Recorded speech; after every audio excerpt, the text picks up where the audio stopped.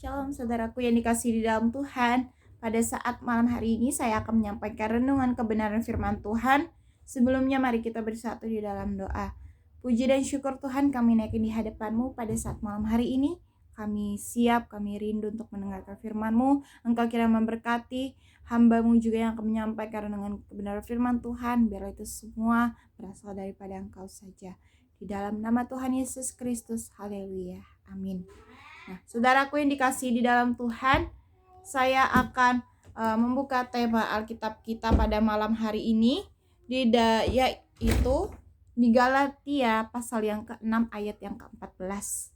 Saya mengambil judul Bermegahlah karena Tuhan.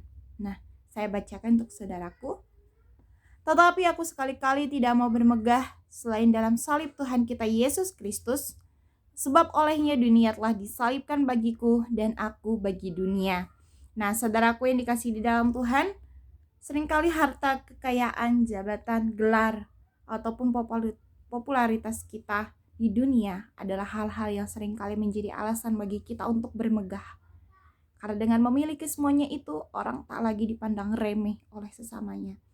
Sebaliknya, orang yang tak memiliki apa-apa, jabatan, gelar, popularitas di dalam dunia, keberadaannya di tengah lingkungan dipandang sebelah mata atau dianggap remeh, tak dianggap. Bermegah artinya membangga-banggakan diri. Orang percaya tak sepatutnya bermegah atau membangga-banggakan diri tentang hal-hal yang lahiriah atau materi. Nah, saudaraku yang dikasihi dalam Tuhan, kepada jemaat di Galatia, Rasul Paulus menegaskan bahwa ia sekali-kali tidak mau bermegah selain di dalam Tuhan. Apalagi kita bermegah di dalam Tuhan karena status kita, apa saudara? Yaitu status kita adalah ciptaan baru di dalam Kristus Yesus. Kita meyakini kita adalah ciptaan baru. Di dalam 2 Korintus 5 ayat yang ke-17 dikatakan, jadi siapa yang ada di dalam Kristus, ia adalah ciptaan baru. Yang lama sudah berlalu, sesungguhnya yang baru sudah datang. Maka dari itu, saudaraku yang dikasihi dalam Tuhan, apakah kita benar-benar sudah mengalami kelahiran baru di dalam Kristus?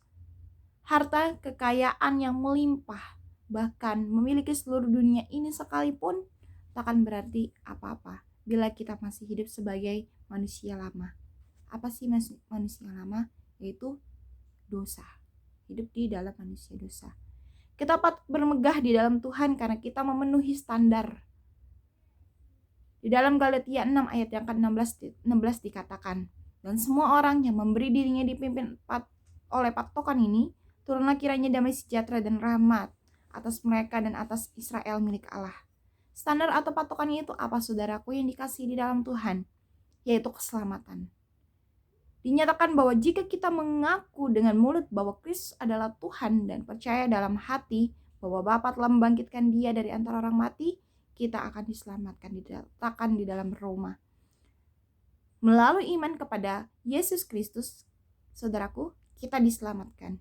Jadi keselamatan itu bukan karena usaha kita, melainkan karena kasih karunia Bapa semata. Inilah yang seharusnya membuat orang percaya bangga dan bermegah di dalam Tuhan. Jadi sepatutnya kita bermegah kepada hal-hal duniawi, kepada hal-hal lain, tetapi bermegahlah karena Tuhan.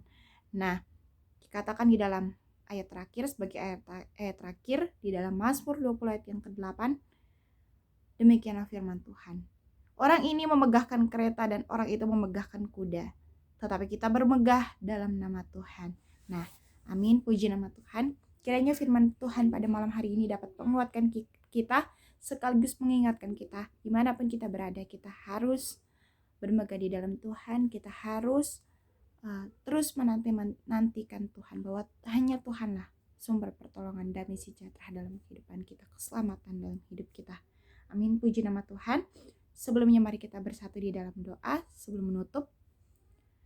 Puji dan syukur Tuhan kami naikkan di hadapan-Mu pada saat malam hari ini. Kami telah mendengar sebagian dari firman-Mu.